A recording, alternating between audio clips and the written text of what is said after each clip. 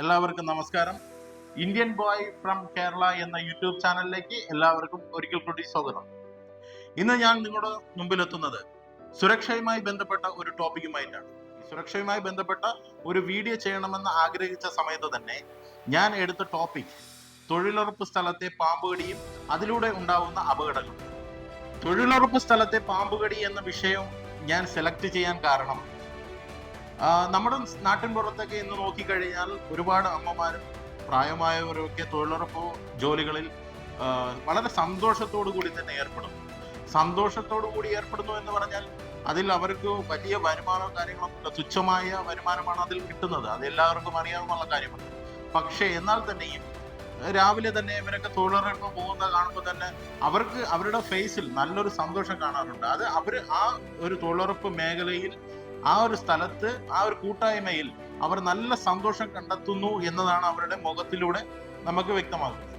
എന്നാൽ തന്നെയും അവർ ഇത്തരത്തിലുള്ളൊരു സ്ഥലങ്ങളിൽ പോകുമ്പോൾ പാമ്പുകളെ കാണുമ്പോൾ ഉള്ള അപകടം, അല്ലെങ്കിൽ പാമ്പ് കടിയേറ്റുള്ള അപകടങ്ങളൊക്കെ നമ്മൾ നിരവധി സോഷ്യൽ മീഡിയയിലൂടെയും വാർത്തയിലൂടെയും ന്യൂസ് ചാനലിലൂടെയൊക്കെ നമ്മൾ നിരന്തരം കാണുകയാണ്. അപ്പോൾ നമ്മൾ ഈ ജോലികൾക്കായി പോകുമ്പോൾ അവിടെ നിന്ന് നമുക്ക് പാമ്പ് കടി ഏൽക്കാതിരിക്കാൻ നമുക്ക് എന്തെല്ലാം ചെയ്യാൻ കഴിയാം?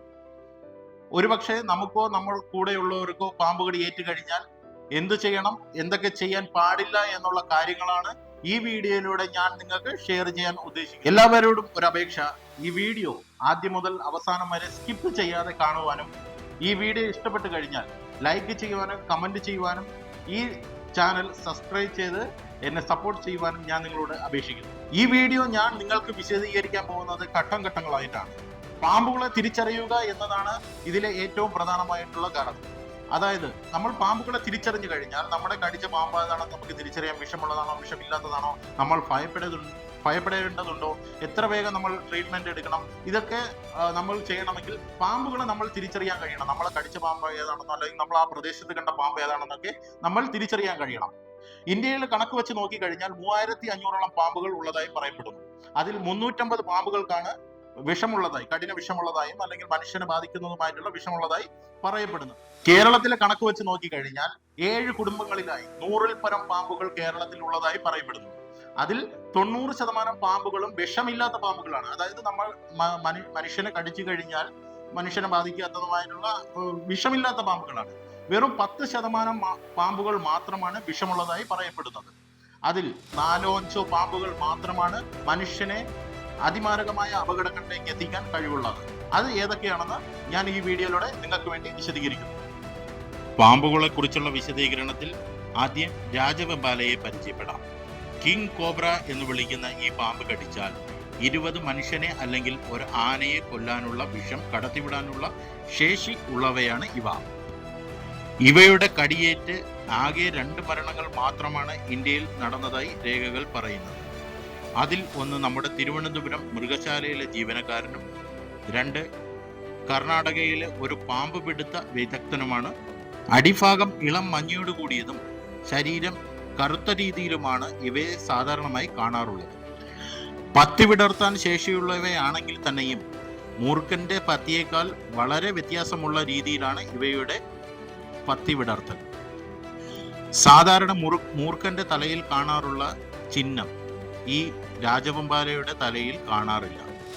ഡ്രൈവ് ഇറ്റ്, അതായത് വിഷം കടത്തിവിടാതെ കടിക്കാനുള്ള കഴിവും ഈ പാമ്പിന് ഉള്ളതായി പറയപ്പെടുന്നു.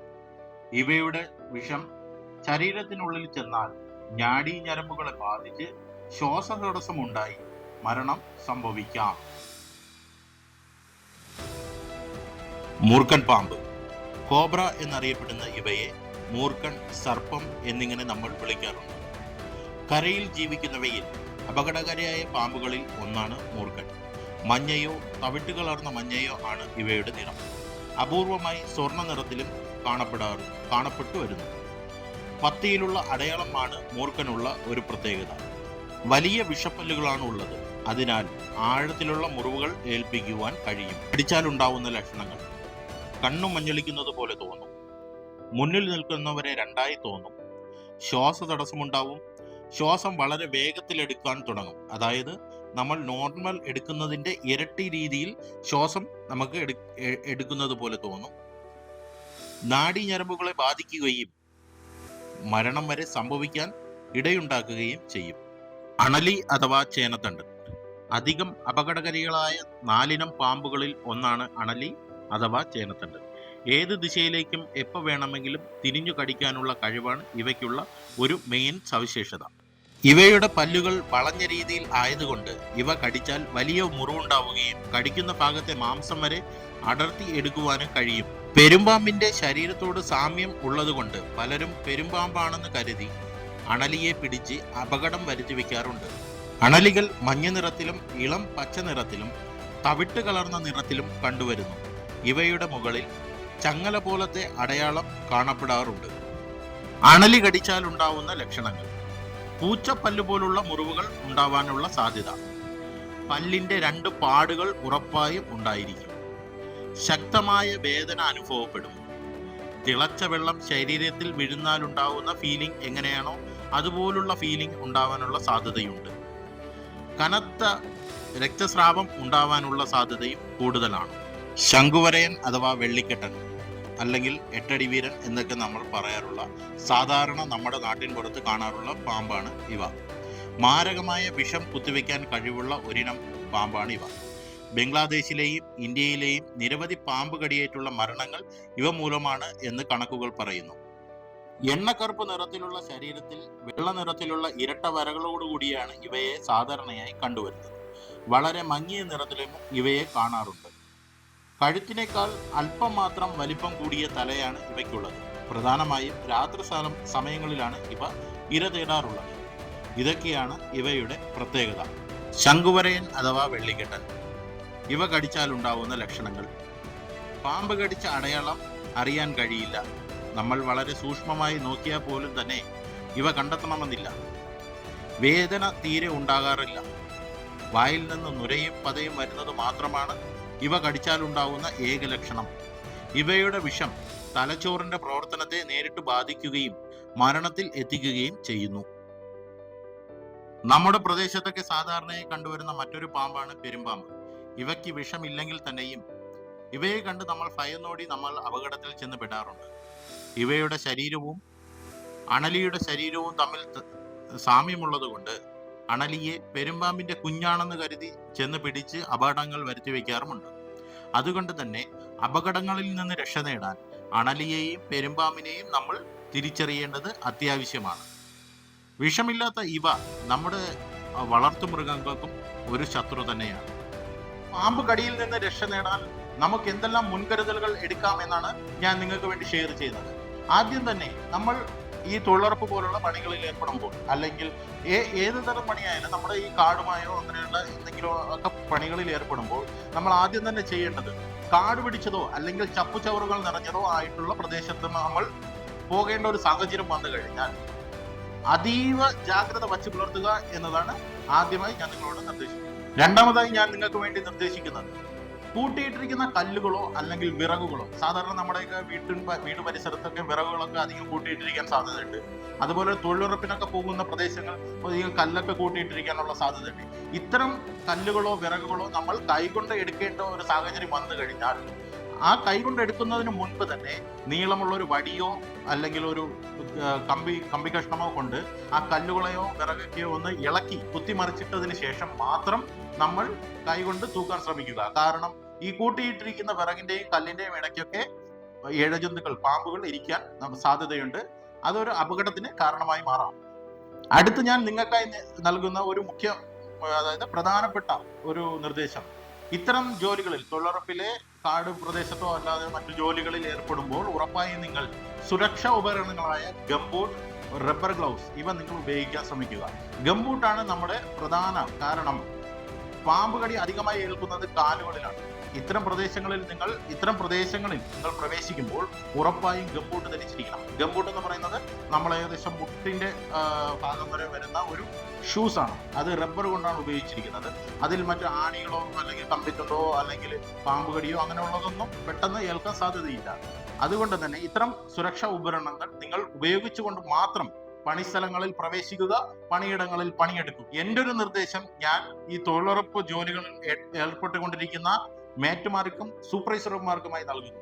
അതായത് നിങ്ങളൊരു പുതിയ പ്രദേശം ജോലിക്കായി തിരഞ്ഞെടുക്കുമ്പോൾ ജോലികൾക്ക് വേണ്ടി നിങ്ങൾ അവിടെ എത്തുന്നതിന് മുൻപ് തന്നെ ഉറപ്പായും അതായത് എത്തുന്നതിന് ഒരു 1-2 ദിവസം മുൻപ് തന്നെ നിങ്ങൾ ആ പ്രദേശം സന്ദർശിക്കുകയും ആ പ്രദേശത്തുണ്ടാവാൻ സാധ്യതയുള്ള അപകടങ്ങൾ, പാമ്പുകടി പോലുള്ള അപകടങ്ങൾ, അല്ലെങ്കിൽ വന്യജീവികളിൽ നിന്നുണ്ടാകുന്ന അപകടങ്ങൾ, അല്ലെങ്കിൽ ആ പ്രദേശത്ത് ഒളിഞ്ഞു കിടക്കുന്ന വല്ല കുഴികളോ പൊട്ടക്കിണറുകളോ അങ്ങനെയുള്ള അപകടങ്ങൾ, അത്തരത്തിലുള്ള അപകടങ്ങളെ കുറിച്ച് നിങ്ങൾ മനസ്സിലാക്കുകയും ഈ തൊഴിൽ തുടങ്ങുന്ന ദിവസം രാവിലെ ഒരു അസംബ്ലി പോലെ എല്ലാ തൊഴിലാളികളെയും നിർത്തി അവർക്ക് നിങ്ങൾ ആ സ്ഥലത്തിന്റെ അപകട സാധ്യതകളെ കുറിച്ച് പറഞ്ഞു മനസ്സിലാക്കിയതിന് ശേഷം മാത്രം തൊഴിലാളികളെ ഈ പ്രദേശത്തോട്ട് നിങ്ങൾ കടത്തിവിടാൻ പാടുള്ളൂ. ഈ ഒരു നിർദ്ദേശം എൻ്റേത് മാത്രമാണ്. അത് നിങ്ങളൊന്ന് നിങ്ങളുടെ തൊഴിലിടങ്ങളിൽ ഈ ഇത്തരത്തിലുള്ള ഒരു പ്രാക്ടീസ് ചെയ്തു കഴിഞ്ഞാൽ ചെറിയ ചെറിയ അപകടങ്ങളിൽ നിന്ന് നമ്മുടെ സാധാരണക്കാരായ തൊഴിലാളികളെ രക്ഷിക്കാൻ നമുക്ക് കഴിയും. പാമ്പുകടി ഏറ്റു കഴിഞ്ഞാൽ ചെയ്യാൻ പാടില്ലാത്ത ചില കാര്യങ്ങൾ അത് ഞാൻ നിങ്ങളുമായിട്ട് ഷെയർ ചെയ്യുകയാണ്. ഒരു പക്ഷേ നിങ്ങൾക്കോ നിങ്ങളുടെ അടുത്ത് ജോലി ചെയ്യുന്നതുമായിട്ടുള്ള ആർക്കെങ്കിലും പാമ്പുകടി ഏറ്റി കഴിഞ്ഞാൽ ഉറപ്പായും ചെയ്യാൻ പാടില്ലാത്ത 1-2 കാര്യങ്ങളാണ് പറയാൻ പോകുന്നത്. ഒന്ന്, ഒരാളെ പാമ്പ് കടിയേറ്റു എന്ന് നിങ്ങൾക്ക് മനസ്സിലാക്കി കഴിഞ്ഞാൽ അദ്ദേഹത്തെ നിങ്ങൾ എത്രയും വേഗം ഹോസ്പിറ്റലിലേക്ക് കൊണ്ടുപോകേണ്ടതായിട്ട് വരും. ആ സമയം നിങ്ങൾ ഒരിക്കലും അവരെ കിടത്തി കൊണ്ടുപോകാതിരിക്കാൻ ശ്രമിക്കുക. കിടത്തി കൊണ്ടുപോകുമ്പോൾ അവരുടെ ശരീരത്തിൽ പ്രവേശിച്ച വിഷം എത്രയും പെട്ടെന്ന് തന്നെ ശരീരത്തിന്റെ മറ്റു ഭാഗങ്ങളിലേക്ക് പാസ് ചെയ്യാനുള്ള സാധ്യത കൂടുതലാണ്. രണ്ടാമതായി ചെയ്യാൻ പാടില്ലാത്ത ഒരു കാര്യം, അതായത് സാധാരണ നമ്മുടെ നാട്ടിൻ പുറത്തൊക്കെ അല്ലെങ്കിൽ നമ്മളെല്ലാവരും പറയാറുള്ള ഒരു കാര്യമാണ്, പാമ്പ് കടിച്ചാൽ ആ ഭാഗത്ത് നല്ല ഇറുക്കി നല്ല മർദ്ദത്തോട് കൂടിയ രീതിയിൽ എന്തെങ്കിലും വെച്ച് കെട്ടുക എന്ന്. ഇത് തെറ്റായ ഒരു രീതിയാണ്. ചെറിയ രീതിയിൽ പ്രഷർ, അതായത് നമ്മൾ ബ്ലഡ് സർക്കുലേഷന്റെ സ്പീഡ് കുറയ്ക്കുന്നതിന് വേണ്ടിയിട്ട് ചെറിയൊരു രീതിയിൽ കെട്ടാം. പക്ഷെ ഒരിക്കലും ഒരു നല്ല മർദ്ദത്തോട് കൂടി നമ്മൾ കെട്ടാൻ പാടില്ല. അങ്ങനെ കെട്ടിക്കഴിഞ്ഞാൽ ഇപ്പൊ നമ്മുടെ കയ്യിലാണ് കടിച്ചതെങ്കിൽ നമ്മൾ ഈ ഭാഗത്ത് എവിടെയെങ്കിലും നമ്മൾ നല്ല പ്രഷർ രീതിയിൽ കെട്ടിവെക്കുന്നു. അപ്പൊ ഈ ഭാഗത്തോട്ടുള്ള രക്തഓട്ടം കുറയുകയും നമ്മൾ ഹോസ്പിറ്റലിൽ എത്തുന്നത് വരെ ഈ ഭാഗം രക്തമോട്ടം ഇല്ലാതിരിക്കുകയും ചെയ്യുമ്പോൾ ഈ ഭാഗത്തോട്ടുള്ള ചലനശേഷിയും എന്തെങ്കിലുമൊക്കെ പ്രശ്നങ്ങൾ, ഈ ഞാടി ഞരമ്പുകളെല്ലാം നശിച്ചു പോവുകയും ആ ഭാഗം തന്നെ നമുക്ക് ഒരു പക്ഷേ മുറിച്ചു കളയേണ്ട അവസ്ഥയിലോട്ട് എത്താനുള്ള സാധ്യത. പിന്നെ പാമ്പുകടി ഏറ്റു കഴിഞ്ഞാൽ പലരും ചെയ്യാറുണ്ട് എന്ന് പറയപ്പെടും. ഞാനിതുവരെ കണ്ടിട്ടില്ല. പലരും പക്ഷേ അത് പറയുന്നുണ്ട്, പലയിടത്തും അത് ചെയ്യാറുണ്ടെന്ന് പറയുന്നു. അതായത് പാമ്പുകടി ഏറ്റു കഴിഞ്ഞാൽ ആ പ്രദേശം നമ്മൾ എന്തെങ്കിലും ബ്ലേഡ് കൊണ്ടോ മറ്റോ മുറിച്ച് ആ പ്രദേശത്തെ ബ്ലഡ് പുറത്തോട്ട് കളയുകയും അങ്ങനെ കളഞ്ഞു കഴിഞ്ഞാൽ ആള് രക്ഷപ്പെടുമെന്നൊക്കെ പറഞ്ഞ് ചെറിയ ന്യൂസുകളൊക്കെ നമ്മുടെ നാട്ടിലുണ്ട്. അങ്ങനെയുള്ള പ്രവൃത്തികളൊക്കെ പലരും ചെയ്യാറുണ്ട്. ഒരിക്കലും അത് ചെയ്യാൻ പാടില്ല. ചിലപ്പോൾ നിങ്ങൾ മുറിക്കുന്ന സ്ഥലം എന്തെങ്കിലും ഞരമ്പുകളൊക്കെ പോകുന്ന സ്ഥലമായിരിക്കും, അല്ലെങ്കിൽ ഇൻഫെക്ഷനുകളൊക്കെ കൂടുതൽ ഉണ്ടാവാൻ സാധ്യതയുള്ള രീതിയിലായിരിക്കും മുറിവുകൾ ഉണ്ടാക്കുന്നത്. ഒരിക്കലും നിങ്ങൾ അങ്ങനെ മുറിവുകൾ ഉണ്ടാക്കിയെന്ന് പറഞ്ഞാൽ അവിടെയുള്ള വിഷം പുറത്തോട്ട് പോകാൻ സാധ്യതയില്ല. ഒരിക്കലും അത്തരം പ്രവൃത്തികളിൽ നിങ്ങൾ ആർക്കും ചെയ്യരുത്, ആരും ചെയ്യാൻ അനുവദിക്കരുത്. മുറിവുകൾ, പാമ്പ് കടിയേറ്റുണ്ടാവുന്ന മുറിവുകൾ ഒരിക്കലും നിങ്ങൾ പരീക്ഷണത്തിന് വിധേയമാക്കരുത്. നമ്മുടെ നാട്ടിൻപുറത്തൊക്കെ ചിലരുണ്ട്, പാമ്പ് കടിച്ചാൽ അത് ചെയ്, ഇത് ചെയ്, അങ്ങനെ ചെയ്, ഇങ്ങനെ എന്നൊക്കെ പറയുന്ന ഒരുപാട് പേരുണ്ട്. ഒരിക്കലും പാമ്പ് കടി ഏറ്റു കഴിഞ്ഞാൽ അതൊരിക്കലും പരീക്ഷണത്തിന് വിധേയമാക്കാതെ പരിശോധനയ്ക്ക് വിധേയമാക്കുകയും ചികിത്സ ഉറപ്പാക്കുകയും ചെയ്യുക. കഠിനമായ അപകടത്തിൽ എത്തിക്കാൻ മെയിനായിട്ടുള്ള ഒരു കാരണം നമ്മൾ അധികമായി ടെൻഷൻ അടിക്കുന്നത് കൊണ്ടാണ്. ദയവ് ചെയ്ത് ആരും തന്നെ ടെൻഷൻ അടിക്കാതെ എത്രയും വേഗം അടുത്തുള്ള ഒരു ആശുപത്രിയിൽ എത്തിക്കാനോ അല്ലെങ്കിൽ എത്താനോ ശ്രമിക്കുക.